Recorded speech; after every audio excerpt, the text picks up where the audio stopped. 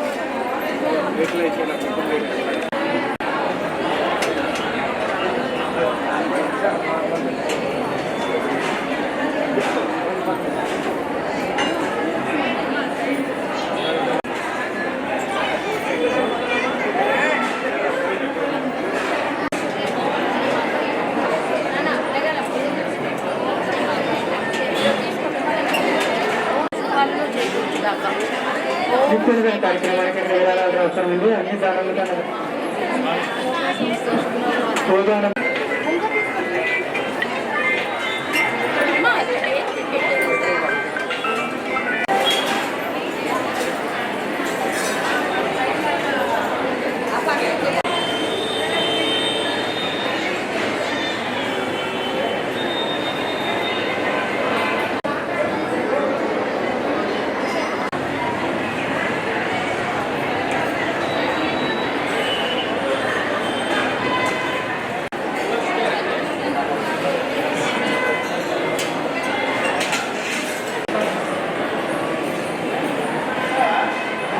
पद्मासनस्तां विकसितपदनां पद्मभद्राजताक्षे हेमाभां वेदवस्त्रां करकलितलसद्देम पद्माम्बराङ्गे सर्वालङ्कारयुक्तां ददतमभजतां भक्तनम्रां भवानी श्रीविद्याभूषान्तमूर्तिं सकलसुरनुतां सर्वसम्पत्प्रदात्रे శ్రీకనకమహాలక్ష్మీదేవ్యే నమః.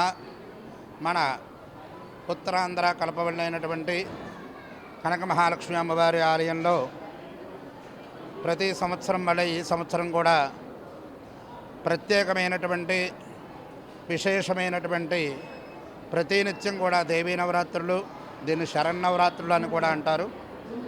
ప్రతినిత్యం కూడా విశేషమైనటువంటి అమ్మవారితో అలంకారంతో మనం ప్రత్యేకంగా స్వయం పూజగా మన అందరి భక్తుల యొక్క హస్తముల మీదుగా అర్చనా కార్యక్రమం జరుగుతున్నది. అలాగే ఈరోజు ఈ దేవీ నవరాత్రుల్లో భాగంగా ఈరోజు రెండవ రోజు శ్రీ కనక మహాలక్ష్మి అమ్మవారు ఆదిలక్ష్మి అవతారంలో మనందరికీ కూడా దర్శింపజేస్తున్నారు. ఈరోజు మనం ప్రాతకాలాన్నే మేళతాళాలతోటి 5 గంటలకి శ్రీ కనక మహాలక్ష్మి అమ్మవారికి పంచామృత అభిషేకం సేవా కార్యక్రమం నిర్వహణ చేసుకున్నాం. పంచామృత అభిషేకం సేవ అనంతరం సహస్రనామ కుంకుమ పూజా కార్యక్రమం జరిగింది. ఆ తర్వాత అమ్మవారిని అలంకారం చేశారు, ఆదిలక్ష్మిగా అలంకారం చేశారు. అలంకారం అనంతరం ఈరోజు ప్రత్యేకంగా లక్ష కుంకుమార్చన కార్యక్రమం కూడా మనం చేసుకోవడం జరిగింది. అలాగే ఇంకో పక్కన మహాలక్ష్మి హోమం, ప్రతినిత్యం కూడా శ్రీచక్రాభిషేకం, శ్రీచక్ర పూజా కార్యక్రమం మొదలగు కార్యక్రమాలన్నీ కూడా జరుగుతున్నాయి. కావున 50 మంది భక్తులు కూడా విచ్చేసి ప్రతినిత్యం అంటే రోజుకొక అవతారం వేస్తారు. అందులోని ఈరోజు ఆదిలక్ష్మి అవతారంలో మనందరినీ కూడా అమ్మవారు దీవిస్తున్నారు. అమ్మవారిని విచ్చేసి అమ్మవారిని దర్శనం చేసుకుని అమ్మవారి యొక్క తీర్థప్రసాదంలో స్వీకరించవలసిందిగా కోరుచున్నాం.